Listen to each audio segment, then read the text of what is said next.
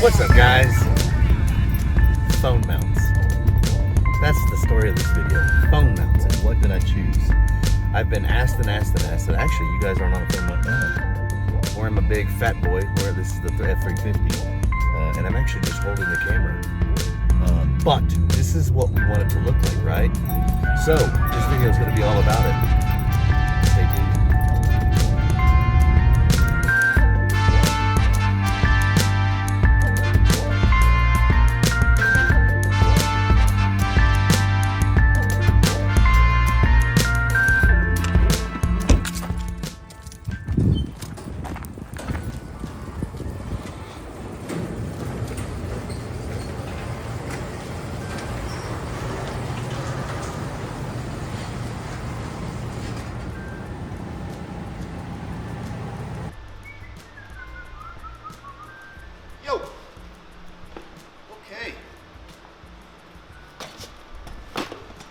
Welcome back. We are here. We're talking about phone mounts and Broncos, and there's just, for some reason, nobody's making a whole lot yet. So about 4 or 5 months ago, I reached out to a friend of mine and said, what are you running, and is it worth a damn? Because everything I've purchased so far, all these little quick things, are still super jicky. And you know that obviously on the channel, we film a lot of stuff for the channel, doing off-roading videos and camping videos and such. So everything that I'd gotten to this point were just, you know, the cameras were moving everywhere, the phones were moving everywhere, drove me crazy. So I reached out to these guys and Chase Gentry. This is Expedition Essentials, and I'll move this out of here so you can see this mount. So the reason why I liked this is because it was a one-piece design, and it also works with the BO system that I have in my in Brock Landers here, and so that was a big deal. Most of the rigid systems that you can buy, if you have the upgraded BO system, it will not work. Well, this one will, and it still is incredibly rigid.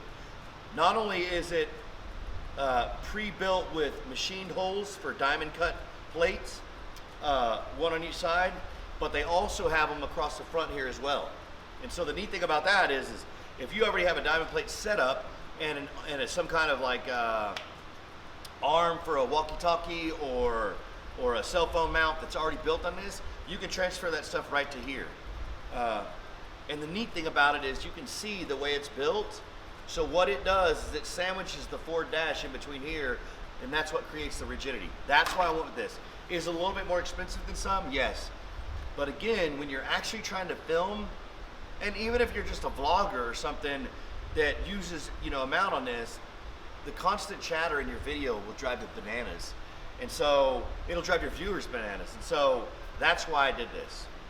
Anyway, it's a pretty simple install.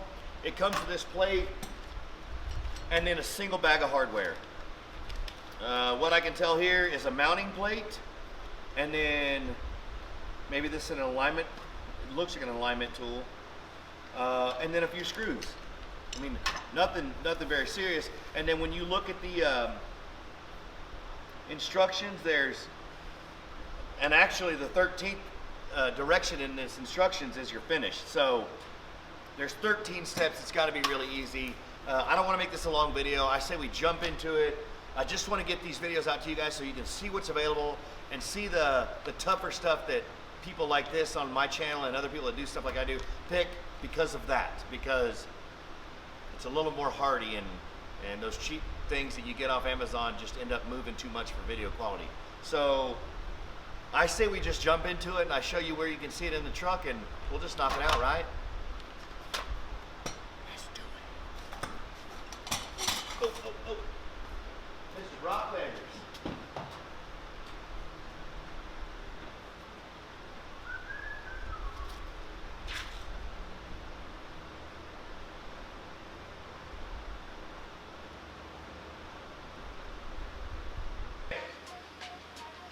So, I think I'm going to show it to you guys from this side. I think it'll be a little easier. So the first direction state, let's move all the caps. The first direction state that we're going to need to peel this panel with a trim tool and then put in the first plate. So let's do that and see where it takes us. I think it's gonna be pretty easy, guys, I really do. So, remember, just gentle.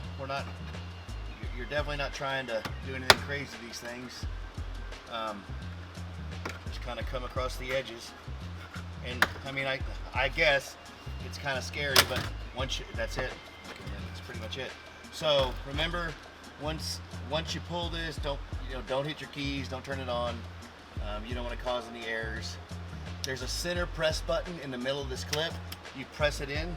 On this back side, which is the underneath side, there's just a press clip. You just press it in. It's pretty simple. Let's get that out of the way. So now you have this. Okay, that makes sense. Okay, so now that that's done, it says take the center mount and put the flange in. The 2 holes go to the back. It's pretty simple. That's going to be this piece.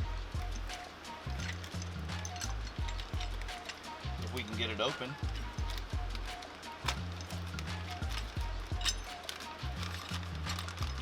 Okay, yeah, this is pretty simple. So, this is pretty simple, I'm assuming. So what does that go into? Okay, so it would go like this. Okay.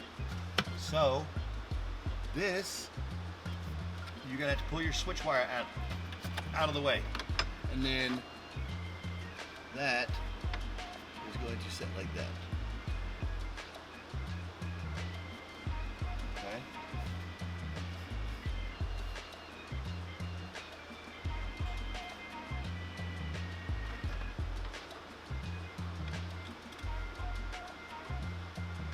I'm just looking at fitment. The one thing that I'm noticing now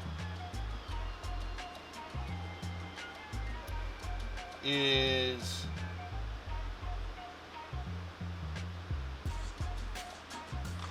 I think they left a part out in the directions, because I can see where this is going to set something like this, obviously, guys, right? And then where your center mount is where that center hole goes into. And then that's what attaches it to the center factory GoPro mount or phone mount. Well, what they're not telling you is there's 3 holes under here that you'll need to drill in. And they skipped that in the directions.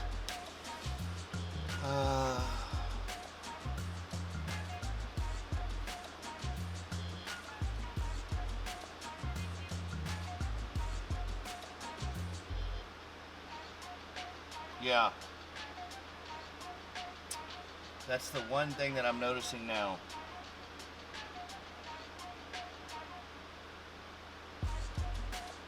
Okay. Yep. So the one thing we're gonna have to do is we're gonna have to drill these holes so that this sandwiches in the pieces together. So that's one thing we'll have to do. So let's get something to handle that real quick. Okay, back at this, I kind of think I found a way that they were doing it. Where's my bracket piece? So, this flat plate slides down in between your bracket and literally lines right up. I mean, it does. It folds underneath flat, and I'll show you that in here in 1 second. But it's flat, and then when you do that and lay it flat, you can mark the holes. Now I understand what they were saying in reference to only passing it through the dash. Well, when you were looking at the dash as a solid, it was kind of hard to understand what they were saying, passing it through. But it literally does just barely pass through the dash. So let's see if we've got it marked. And we have it marked. So it's pretty neat. Let me show you. So when I was saying it passes through the dash, so here's the actual piece, right? So this is the orientation that it would go in. So watch this.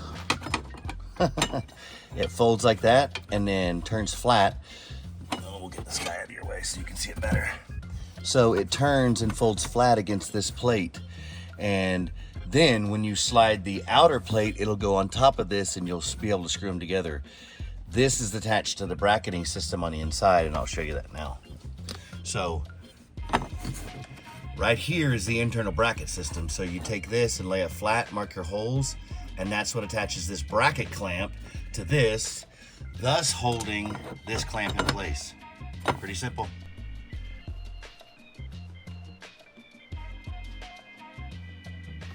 So let's knock this thing out real quick. So we've got that done. So the next procedure is, once you've marked it, you're supposed to take this plate out, obviously, and then take your 15th, 64th, and drill these holes. Let's move this fat away. And it's not a big hole, it's really not. The material going into it is probably 3 or 4/16 thick, not thick at all. Now, you locate the nut certs, is what I'm gonna call them, or zerk certs, or it's just a press zerk fitting, and I'll show you. Let's see. Get this out of here. I said it wouldn't be a long install, but I don't want to pass anything and miss you know, you guys miss it or something. So I'll give you guys a look at these. So these are what I'm talking about. It's just a little nut cert and it's threaded. So now that we've drilled those holes, we're basically gonna just force them in there and flush them, so that when you get them in and get them in position, they're completely flush with the holes that they were actually going into. And it's not real hard. You may need to grab the side of it with a pair of pliers, but we'll see here in 1 second. Help if I didn't have them both in my hand. Okay. And the reason why, and remember, we don't want to enlarge those holes, because the reason why they're that tight is you want the little marring on the sides of these things to actually grab the hole itself. Let me grab some pliers.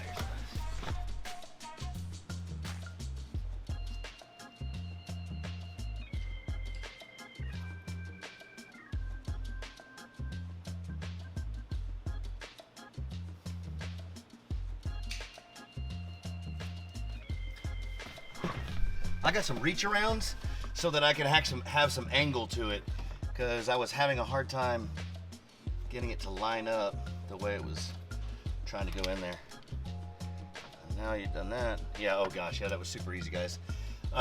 Once you get it to line up and bite, it'll just follow right in. You kind of back it up just a little bit and grab just the top, and it pops right in. That easy. Done with that. Now, let's put the plate in. We'll install the plate. So just like that. And remember, the smooth side will eventually come down and be flush against your dash. So you'll want to thread into that. So remember that. Now that we got that done, I got a better Phillips. That one had the tip on it was too big and it wasn't going to these little screws. These screws are pretty small, 8/32. Is a pretty small screw. Now you want to snug these up, not much more, because remember, all those nut certs have is a little bit of knurling on it, so they're just pressed in there and they're using the knurling to kind of hold onto the plastic. That's all they're doing. But I mean, it's pretty stiff, actually, to be truthful. So I think at this point we can go ahead and put this back on. So remember, locate your switch panel. Switch panel, you'll know because the depression tab is on the bottom. We're just gonna put it back in place like that.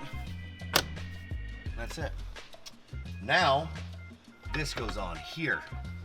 Okay, and you can see how it goes over the top of it. Now I understand what they're doing. So, let's get our screws out. And it's gonna be, I believe, one of these three guys. Guys, I can't find my shorter Phillips. But anyway, so here's the bracket they're talking about, and you can see it's countersunk to one side for the screws, obviously, because when you put them in, they'll be flush. You can see that they're flush with the heads. So just make sure that you're looking at the countersunk screws go in this piece, and the regular Phillips head 8/32 go in the plate, okay? And then after that, we're basically just gonna try to locate the screw holes. And I'm just gonna get one started. If this screwdriver may be too long, I don't know, or I can't find my smaller Phillips, which I really think I'm gonna need. We may have to pause this video so I can go find it, because I think I'm gonna need it. I can't get the Phillips in because of this. It's so long, it hits the bottom, so I can't. It keeps wanting to cross thread the screw. So let me get a shorter screwdriver real quick and then we'll get back on that. Now, it's not the one I would have chosen, but at this point it's gonna work because I couldn't find another one, which is driving me bananas. Another thing I will point out, alignment on these is not amazing. It's really not, to be honest. But this is where they tell you it's gonna take a little bit of effort to get everything to line up and start screwing in. And it will, but that's why I couldn't get that other screwdriver in to kind of create the pressure I needed to, because it was so long. So that was kind of inherently the issue. So, moving on. I gotta find out where the holes are. And once you get the one lined up, it should be pretty simple to get the rest of them lined up, I would believe. But I don't know necessarily that that's the case, because they line up, but they don't thread easily. I'll just tell you that right now. Not like you would assume. I mean, it takes some serious, I'm putting some serious amount of pull on those things, and it's still moving kind of wherever it wants. So, strange. I don't know. Yeah, I cannot get that thing to bite on it at all. No matter what I do with it.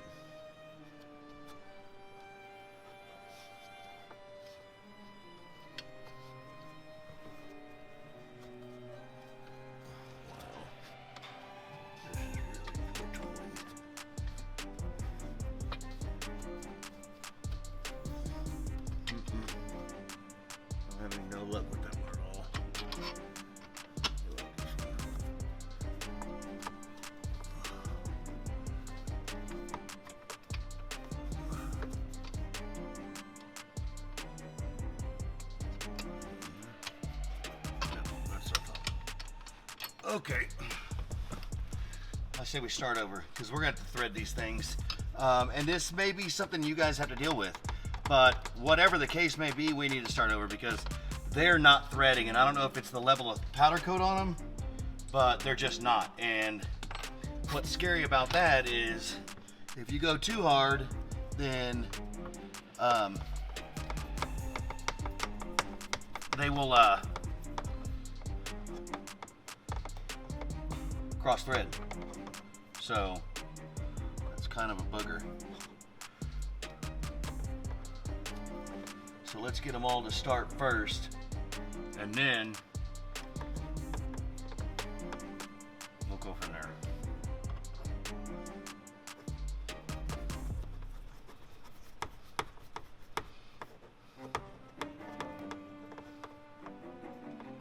Okay. Now, maybe we'll have some luck.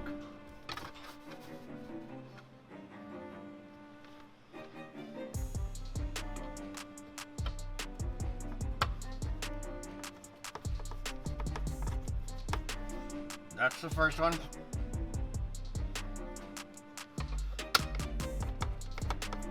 That's the second one. And here's the third one. So that for sure is an easier way to do it. So, okay, so starting from the top, make sure that we start with aligning this up and pre-running your screws in to make sure that they're threaded properly and you won't cross thread. Then put this on and actually start to attach it, because I couldn't get any of them to go in except for the center one slightly, and it kept wanting to cross thread. So once I pulled this off, ran the screws in that bracket first, took them out, put it on, they all went right in. I mean immediately. So now we move on to the back screw spacer, and flat washer. And I'll show you guys that. So, you guys know the light in the Bronco is not great, but there you go. There's your screw, flat washer, and spacer. Now, let's see. What it says is push the body mount to the main body line. So you push it up, center the hole back here, okay? Because it's going to create a little bit of pressure on it. I don't know if you can slightly see it moving, but when I pull it back to line it up, it kind of creates a little bit of pressure. So we're going to do that. And so what it says is the 1/4-20 screw, the spacer on the top plate, then the flat washer. So it'll be set up just like that. 1/4-20, spacer, flat washer, black aluminum spacer, and then, okay, so then you take the center flange, you put it in between, and it acts as the gap. It takes up the gap between the screw itself. Okay. Oh, it's gonna require some sort of. Man, I'm really sorry about this, guys. I should have noticed it's an Allen wrench. Let me grab an Allen. It'll fit this. So there it is, guys. What do you think? So I pre-ordered a couple things for it, and I just kind of put some of the screws in here so you see some of the mounting positions. But there it is, and so you can see it doesn't interfere with your screen at all. It doesn't interfere with your switches. And actually what I kind of like is it kind of gives me a place to put my finger and hold on while I'm kind of on and off with my lockers, because I don't use the lockers constantly. So generally when I use them, it's a click on and click off. So this is kind of nice to hold on to when you're driving.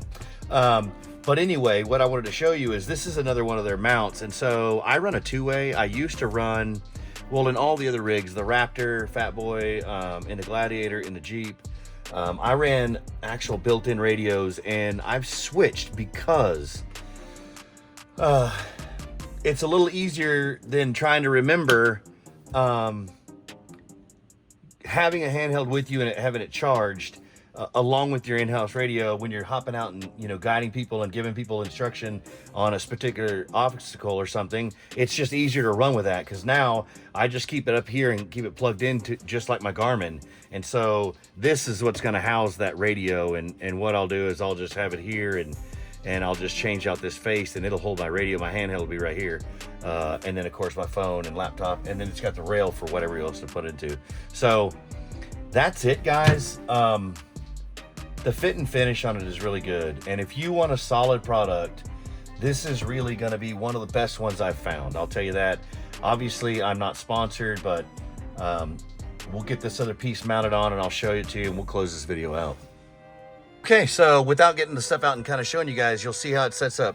So my little two-way will go right here, and then this right here is where I run a laptop mini. I run a little Apple Mini, and that usually runs my Onyx Off-Road and any other app that I'm running.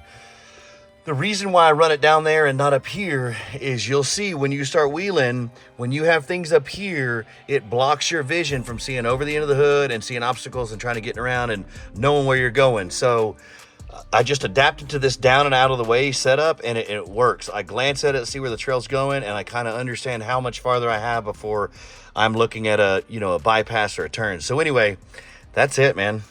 And I think, judging by how tight it is, I think it's going to do the damn good job. All right, guys, that's it. Expeditions Essentials, phone mount, Garmin mount, whatever, lock mount. Stay tuned. There's lots to come on the channel. We're getting ready for this. Has all been part of the King of Hammers prep for 2023. That's coming here in a few weeks. Wheels, tires, lifts, suspension, lights, all that stuff's coming. You can kind of see this. I was thinking about debuting this in a video. This is an adventure rack that I built based off the Rockslide Engineering's utility rack. Anyway, it came out real good. As you can see, it's got my chase lights on it, amber lights, and then it also has a connection for my colored whip for sand dunes, and obviously extension for the other 6-foot flag that most places require. But nevertheless, that'll be in different videos. If you guys want to see stuff more about that and how I built it, let me know in the comments below. Anyway, thanks for coming back. Thanks for watching it. And stay tuned. There's a whole lot more content with that badass dude and this badass Bronco coming up.